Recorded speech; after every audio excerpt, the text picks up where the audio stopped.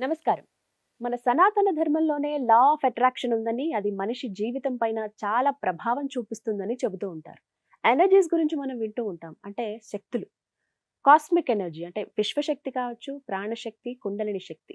వీటిపైనే మనిషి జీవితం అనేది ఆధారపడి ఉంటుంది. ఇవన్నీ కూడా లా ఆఫ్ అట్రాక్షన్‌లో భాగమే. అంటే సక్సెస్ అయినా, వెల్త్ అయినా, మన హెల్త్ అయినా, మనం ఉన్న పొజిషన్ నుంచి ఇంకొక పొజిషన్‌కి అంటే హైయర్ పొజిషన్‌కి మనం వెళ్ళాలన్నా, ఇవన్నీ కూడా లా ఆఫ్ అట్రాక్షన్‌లో భాగమే. వీటిపైన అన్నీ ఆధారపడి ఉంటాయని చెబుతున్న చిద్గురు గీత ఫౌండర్, క్రియాయోగి భార్గవ శర్మ గారు ప్రస్తుతం మన ముందున్నారు. వారితో మాట్లాడదాం. తాకట్టులో ఉన్న బంగారాన్ని విడిపించి ఆ రోజు ఆన్లైన్ రేటుకే మేము కొంటాం. Sharma gold company. గురుగారు నమస్కారం అండి. నమస్కారం. లా ఆఫ్ అట్రాక్షన్ ఈ కోర్సెస్ గురించి చాలా మంది సంప్రదిస్తూ ఉన్నారు. ఇందులో భాగంగా లా ఆఫ్ అట్రాక్షన్‌లో అసలు ఇన్ని సాధ్యం అవుతాయని నేనే అవాక్కైన సందర్భం ఉందండి. అంటే సక్సెస్ తెలుసు, వెల్త్‌ని మనం అట్రాక్ట్ చేయొచ్చు అని చెప్పారు. అలాగే బిజినెస్ పీపుల్ గానీ, ఉన్న పొజిషన్ నుంచి ఇంకా పైకి వెళ్ళటం కానీ, ప్రతి ఒక్కటి ఇవన్నీ ఓకే. కానీ హెల్త్ విషయం కూడా నేను విన్నాను. నిజంగా అది సాధ్యమవుతుందా లా ఆఫ్ అట్రాక్షన్ ద్వారా? అమ్మా. హెల్త్ అనేది ఎలా ఆధారపడి ఉంటుంది. మనం ఆరోగ్యంగా ఉన్నాం హ్మ్. అంటే ఏంటి? హ్మ్. అంటే మూలాధార, స్వాదిష్టాన, మణిపుర, అనాహత, విశుద్ధి, ఆజ్ఞ అనే 6 శక్తి కేంద్రాలు మనకుంటాయి. హ్మ్. ఆరోగ్యంగా ఉండడం ఎలా ఉంటుంది అనంటే మూలాధారంలో ప్రెజెన్స్‌లో ఉండడం. హ్మ్. స్వాదిష్టానంలో మానసిక మనసు నిశ్చలంగా ఉండడం. హ్మ్.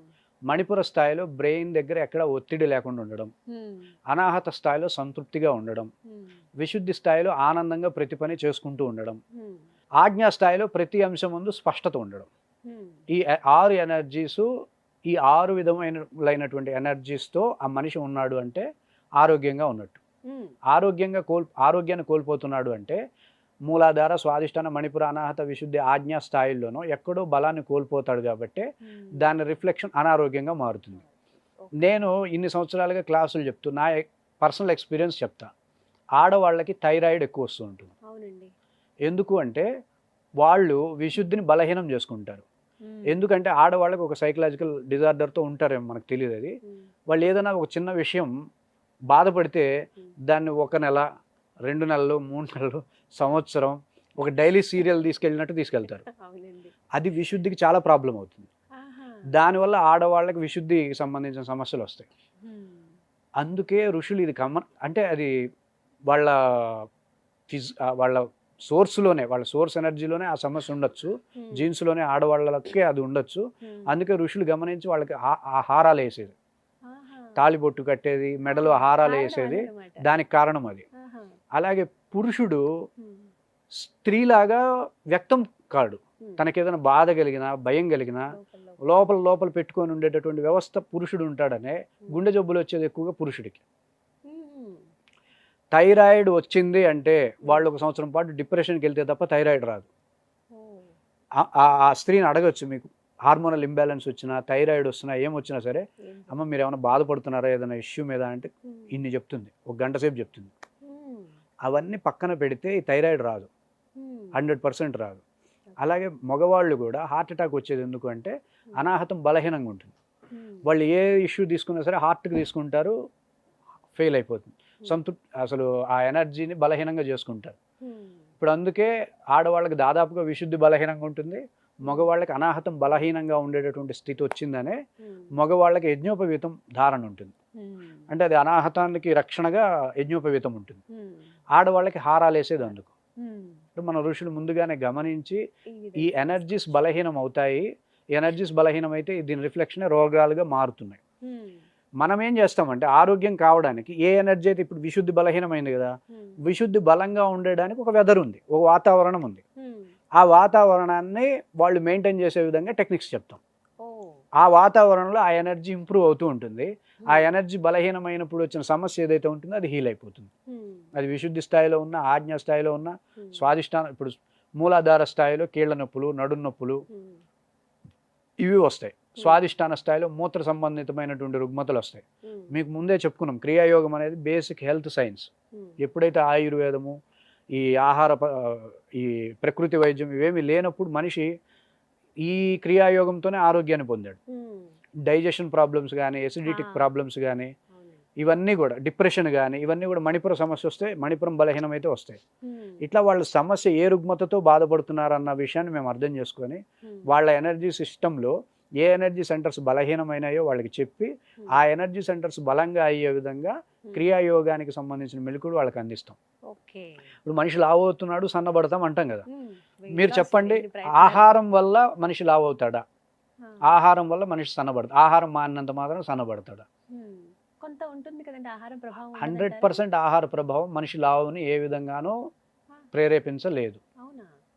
మరి ఫుడ్ కంట్రోలే కదా మాక్సిమం. అది అవగాహన లేకపోవడం వల్ల ఫుడ్ కంట్రోల్ అనుకుంటారు. ఫుడ్ కంట్రోల్తో ఎవరు కూడా సన్నబడరు. ఒకవేళ సన్నబడ్డారు అంటే మళ్ళీ దానికి మించిన లావు అవుతారు. ఎప్పుడైనా సరే మనం ఒక పద్ధతిలో వెళ్ళాలి. ఒక సమస్య ఎందుకు వచ్చింది అన్న దాన్ని పట్టుకొని దాన్ని తీసేయాలి. అంతేగాని మనకు నచ్చిన వ్యవస్థలో వెళ్ళకూడదు. మనిషి ఎందుకు లావు అవుతాడు అంటే మన శరీరానికి 5 అవసరం. మొట్టమొదటిది ఫుడ్, రెండవది వాటరు. చూడండి, మీరు గమనించండి, ఫుడ్ ఎక్కువ ఇంపార్టెంటా, వాటర్ ఎక్కువ ఇంపార్టెంటా? వాటర్ ఎక్కువ ఇంపార్టెంట్. ఎందుకు? గంటకు ఒకసారి తాగుతాం కాబట్టి. కళ్ళ మన్నీళ్ళకి, లాలాజలానికి, శరీరంలో మలినాలు బయటకు పంపించడానికి ఎక్కువగా ఆహారం కంటే వాటరే ఎక్కువ శరీరానికి అవసరం. సో వాటర్ ఎక్కువ, ఫుడ్ ఎక్కువ నీడా, వాటర్ ఎక్కువ నీడా? వాటరే కదా. ఇప్పుడు ఎయిర్, బ్రీతింగ్. ఇప్పుడు చెప్పండి, వాటరా బ్రీతా ఎక్కువ ఇంపార్టెంట్? బ్రీత్, శ్వాస అనేది ఇంపార్టెంట్. అంటే ఏంటంటే మన ఫుడ్కి శ్వాసకి నిష్పత్తి పెట్టుకోండి. ఫుడ్ ఎక్కువ తిని శ్వాస తక్కువ తీసుకుంటుంటే లావు అవుతారు. ఫుడ్ ఎక్కువ తిని దానికి తగ్గట్టుగా బ్రీతింగ్ స్టామినా ఉంటే లావు అవ్వరు. మీకు ఒక ఉదాహరణ చెప్తాం. మీరు బ్రీతింగ్ శ్వాస తీసుకుంటారా, శ్వాస వదిలేస్తారా? మీరు శ్వాస ఎక్కువగా తీసుకుంటూ శ్వాస వదలడం తగ్గిస్తూ ఉంటారు భోజనం ఎక్కువైతే. అదే భోజనం తక్కువగా ఉండేవాళ్ళు, అంటే ఎంప్టీ స్టమక్ మీద ఎక్కువగా ఉపవాసం రోజులు మీరు గమనిస్తే శ్వాస తక్కువ తీసుకుంటారు, ఎక్కువ వదిలేస్తూ ఉంటారు. ఏది మంచిదంటారు? మీరు సన్నబడాలి అంటే జస్ట్ ప్యాటర్న్ చేంజ్ చేయండి. శ్వాస తక్కువ తీసుకోండి, ఎక్కువసేపు వదిలేయడం ప్రాక్టీస్ చేయండి. వారం రోజుల్లో మిమ్మల్ని చూసిన వాళ్ళు ఎందుకు మొహం పిక్కుపోయింది, సన్నబడ్డారు ఏంటని అడుగుతారు. నేను ఇది ప్రయోగం, స్వతసిద్ధంగా ప్రయోగం చేశాను. 15 రోజులు సన్నబడ్డాను నేను. ఏం లేదు, ఫుడ్ కంట్రోల్ ఏం లేదు, శ్వాసలతోనే చక్కగా సన్నబడవచ్చు, శ్వాసలతోనే లావు కూడా అవ్వచ్చు. లావు కూడా అవ్వచ్చు. మీ బ్రీతింగ్ రేషియోని అబ్జర్వ్ చేసుకోవడం ద్వారా అన్ని సాధ్యమవుతాయి. ఇవే క్రియలు అంటాం. వీటి ద్వారానే అన్ని జరుగుతాయి. ఇప్పుడు ఒక ఋషి కమండలం ఇక్కడ పెట్టుకుంటాడు, ఇక్కడ పెట్టుకుంటాడు, ఇక్కడ పెట్టుకుంటాడు, ఎడం పక్కకి తిరిగి పడుకుంటాడు, కుడి పక్కకి తిరిగి పడు. ఇవన్నీ కూడా స్వరయోగం అంటారు. అంటే ఏంటంటే ఇక్కడ ఉండే ప్రెజర్ పాయింట్ నొక్కితే కుడి నాసికలో శ్వాస ఎడమ నాసికి వెళ్తుంది. ఇక్కడ ఉండే ఒక ప్రెజర్ పాయింట్ నొక్కితే ఎడమ నాసికలో ఉండే శ్వాస కుడి నాసికి వెళ్తూ ఉంటుంది. నాసికలు చేంజ్ అవుతాయి. మీకు జ్వరం వచ్చింది అనుకోండి, ఎడం వైపుకి తిరిగి పడుకోమని చెప్తారు.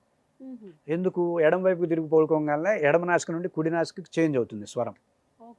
కుడి నాసికలో ఉండే శ్వాస శరీరంలో ఉండే రుగ్మతలను తగ్గించడానికి ఉపయోగపడుతుంది. అలాగే ఎడమ నాసికతో శ్వాస తీసుకుంటే మీరు నిద్రపోవడానికి ఉపయోగపడుతుంది. అందుకే మీరు బాగా నిద్రపోవాలి అంటే కుడి పక్కకి తిరిగి పడుకోండి అంటారు. జ్వరాలు వస్తే ఎడం పక్కకి తిరిగి పడుకోండి అంటారు. సో ఈ స్వరయోగం మీద మన వాళ్ళకి ఎప్పుడో పూర్తి స్థాయి సమాచారం ఉంది.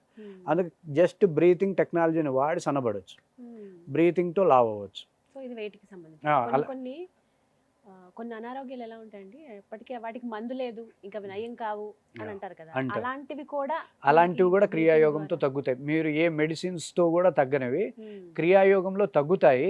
కానీ నేను అనేది నా పరిశోధనలో, నాకున్న ఎక్స్పీరియన్స్లో తొందరగా తగ్గిందైతే ఉండదు, తొందరగా అయితే తగ్గవు.